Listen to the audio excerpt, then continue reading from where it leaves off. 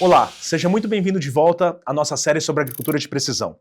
No primeiro episódio, nós falamos sobre os conceitos básicos de agricultura de precisão, e nesse episódio nós vamos ir um pouco mais a fundo no conceito de variabilidade, o que no final do dia é o coração da agricultura de precisão. Para a gente começar, Guilherme, o que é a variabilidade, por que ela é tão importante num talhão e que tipos de variabilidade existem dentro de um talhão?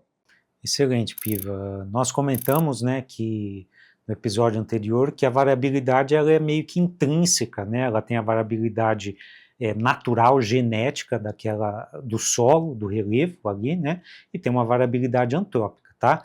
Então, assim, toda a área, ela existe uma variabilidade e ela está intrínseca ali, Agora, qual que é a importância da gente saber dessa variabilidade? É para que a gente possa tomar decisão baseada nisso, Um conceito de agricultura de precisão fala exatamente isso, que é tirar proveito econômico, e ambiental dessa variabilidade, tá? Então, uma analogia é, nós temos necessidades nutricionais diferentes e o campo é exatamente a mesma coisa. Precisamos identificar essa variabilidade e tirar proveito dela para ser mais eficiente. E essa variabilidade ela pode estar no solo, ela pode estar na planta, ela pode também estar no relevo e também no clima, tá? O clima, obviamente, mais difícil às vezes de se identificar uma variabilidade a nível talhão, mas as outras a gente tem perfeitamente tecnologias para identificar isso. Legal. E Léo, dá para a gente dizer que essas diferenças de relevo, de clima, de solo, de planta e até de manejo, que também pode, às vezes, ter um cenário similar, mas com um manejo diferente, impactam a produtividade de um talhão? Com certeza, Piva. Quando a gente fala de variabilidade do solo, geralmente a gente pode classificar entre áreas com alto potencial produtivo e áreas com menor potencial produtivo. Mas o que conjuga essa área de alto potencial produtivo ou baixo potencial produtivo? Geralmente são as características que estão intrínsecas dentro de cada uma dessas zonas de manejo. Então, numa área de alto potencial produtivo, por exemplo, a gente pode ter condições melhores de fertilidade, é um solo com uma porosidade mais interessante, menos compactado, muitas vezes é uma área que pode chover mais do que outras, historicamente falando, entre outros atributos que podem colaborar para essa definição. E na área de baixo potencial produtivo é o contrário. Geralmente é uma área que pode ter mais cascalho, é uma área que não tem uma textura tão boa, é uma área mais compacta. Então, várias características vão se aglomerando, se agrupando e formam essa variabilidade dentro do solo. Isso, consequentemente, impacta todo o ciclo da lavoura, desde o início, o desenvolvimento, até a colheita e, consequentemente, a produção. Então, no final do dia, é uma consequência prática, Se o talhão é diferente, tem que olhar para ele de forma diferente, E Gui, como que a gente entende essa variabilidade? O que o agricultor tem que fazer para começar a entender e mapear essa variabilidade para tomar ação? Legal, Piva, vamos lá. Nós temos, então, dentre esses fatores que nós elencamos, solo, planta, relevo, inclusive clima, tecnologias que vão endereçar a identificação dessa variabilidade a campo, E um ponto fundamental que é bom a gente destacar aqui, o que habilitou nós identificarmos variabilidade, Foi o advento do GPS, tá? Então, por volta dos anos 2000 foi quando começou a se liberar os sinais de GPS de qualidade para a população, tá? E aí, o GPS embarcado nas diferentes tecnologias permitiu que eu identificasse e soubesse onde está acontecendo cada fator ou cada elemento ali, seja do solo, da planta, do clima, do relevo, tá? Então, hoje eu tenho tecnologias, por exemplo, eu consigo amostrar solo e identificar a variabilidade nutricional ali dos elementos. Eu tenho sensores de solo, que podem identificar essa variabilidade também, condutividade elétrica, compactação, tá? Planta, imagens de NDVI, drone, tá? Relevo, antenas GPS, até antenas equipadas com RTK, que você consegue identificar, às vezes, milimetricamente a diferença de relevo, tá? e clima, obviamente, estações meteorológicas que permitem a gente identificar o clima, só que para eu chegar num nível, obviamente, às vezes de identificar a variabilidade a nível talhão, eu teria que ter muitas estações. Então isso ainda é um dos desafios, tá? Mas hoje a gente tem diferentes tecnologias que endereçam a identificação dessa variabilidade. E deixa eu fazer um gancho aqui, de um cenário que a gente encontrou na semana passada, inclusive, lá no Mato Grosso. A gente estava lá na área de um produtor e a gente identificou chovendo um grande volume em um pedaço do talhão e poucos metros, assim, menos de 1 quilômetro depois, seco, extremamente seco.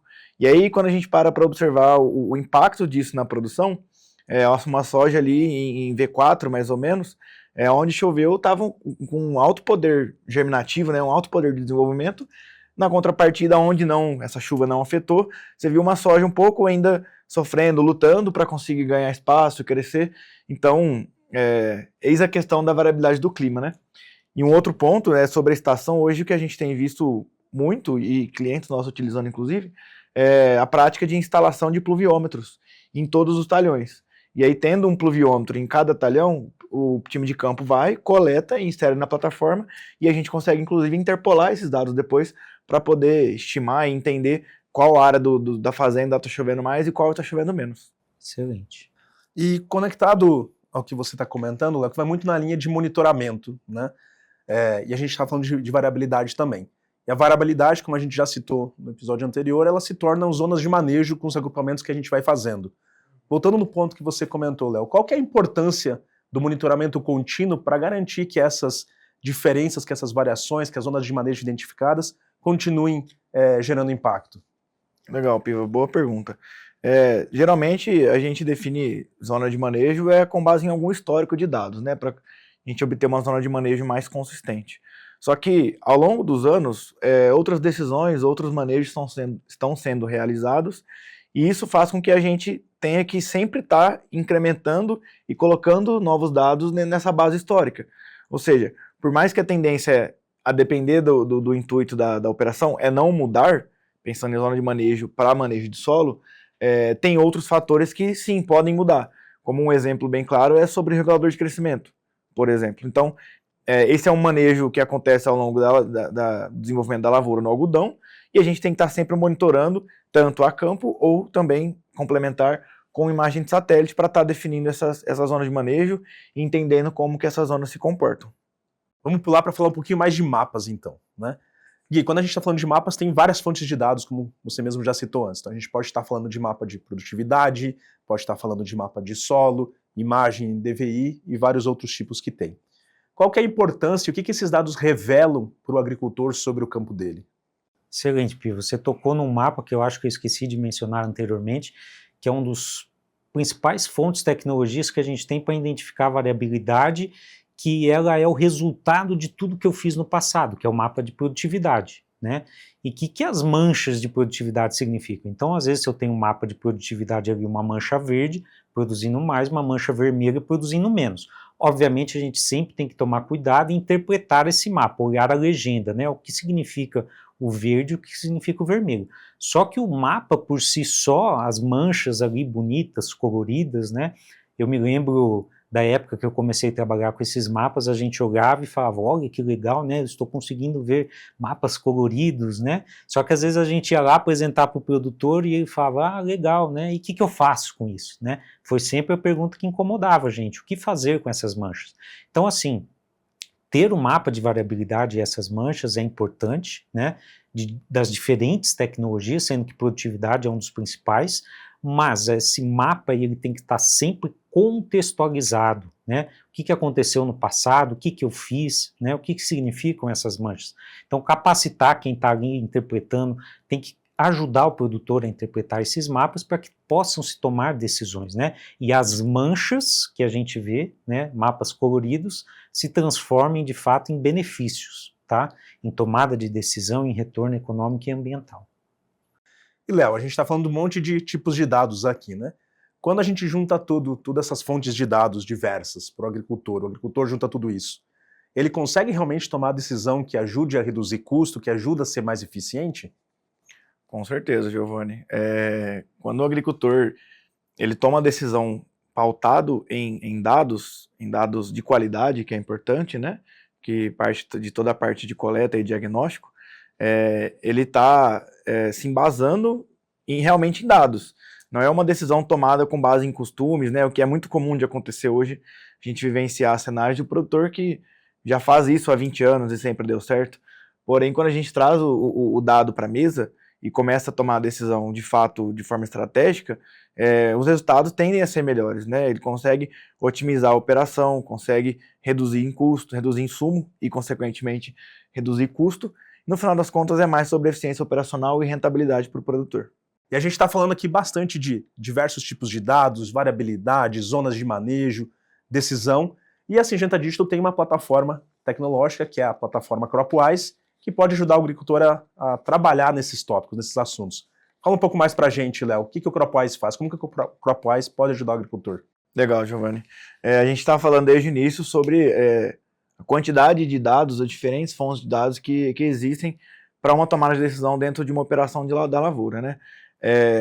Em grande resumo, a CropWise, ela trabalha com o agricultor e para o agricultor desde o pré-plantio, o início de um planejamento, até o seu pós-colheita, atuando de diferentes formas, né? Então, por exemplo, a CropWise está ali no início, desde o planejamento para uma amostragem de solo em grid ou uma própria amostragem de solo direcionada por zona de manejo.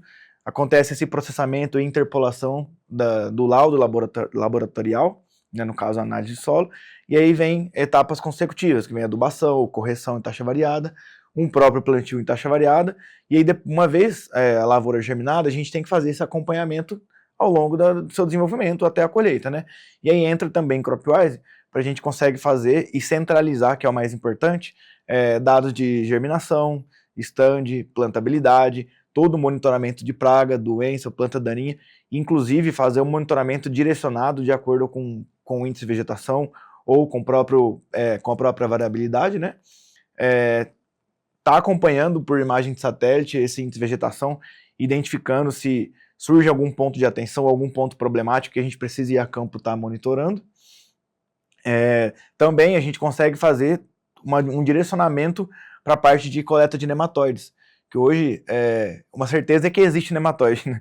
Não é se tem ou não, né? A certeza é que existe nematóide na lavoura do agricultor, só que a grande dificuldade operacional é como otimizar essa amostragem, como otimizar esse levantamento. Então, a CropWise consegue direcionar o produtor, o consultor, seja quem for, a coletar uma amostra de solo realmente onde existem manchas de nematóide. Isso aumenta a eficiência operacional também. Mas também chegando ao final do ciclo produtivo, tem outras duas partes, que é levantamento de pós-colheita, como perdas e tudo mais, e também a parte de planejado versus executado.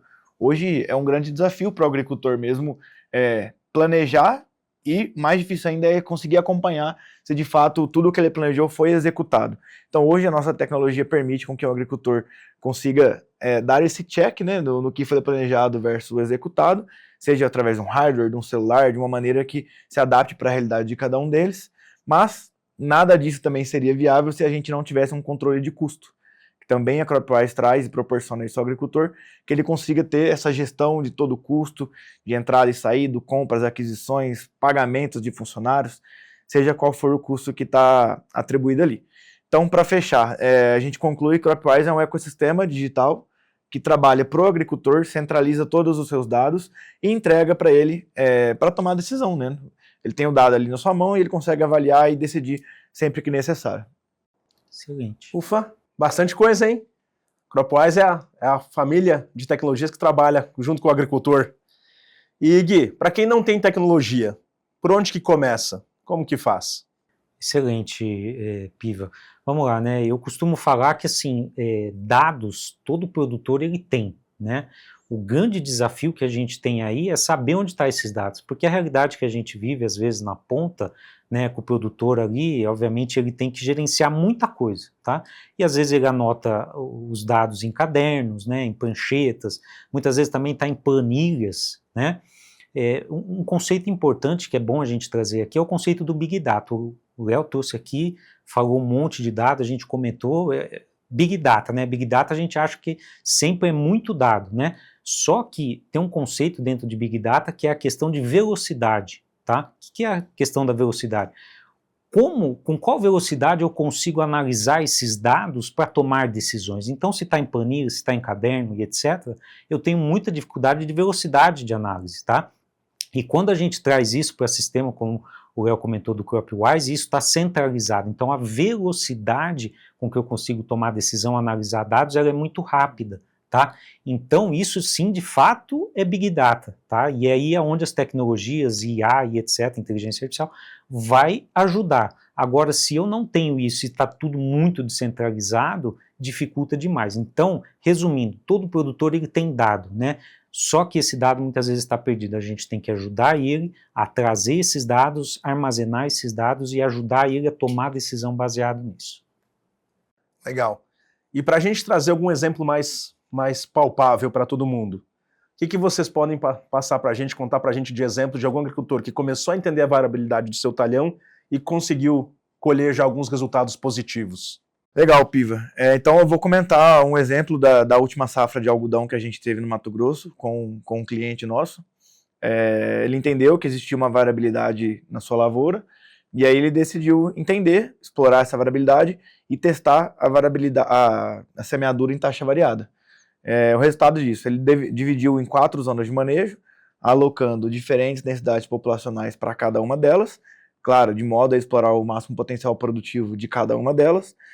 E o resultado disso, ele teve uma melhor distribuição de semente, uma pequena economia de sementes, mas nesse caso não era o objetivo dele, não era o propósito, que é algo que o Guilherme comentou sobre o propósito, né? Então ele teve uma boa distribuição de semente, variando, e no final, em média, ele teve um incremento de 5% de produtividade. Claro que vale a gente reforçar que a lavoura fica a campo há mais de 150 dias, então não é somente um plantio em taxa variada que vai dar esse incremento de produtividade. Claro que todos os outros manejos vão se empilhando e, falando de agricultura de precisão, todos vão se empilhando e no final o reflexo tende a ser esse aumento de produtividade, né? Excelente. E chegamos ao final do nosso primeiro módulo. Ao longo desses 2 episódios, nós vimos que a agricultura de precisão começa quando o agricultor decide observar, medir e agir com consciência. E tudo isso com base em um princípio simples, que o talhão é diferente e tem diferenças dentro dele. No próximo módulo, nós vamos ir um pouco mais a fundo. Nós vamos falar como ir do dado à tomada de decisão, porque no final do dia, o dado só tem valor quando vira manejo.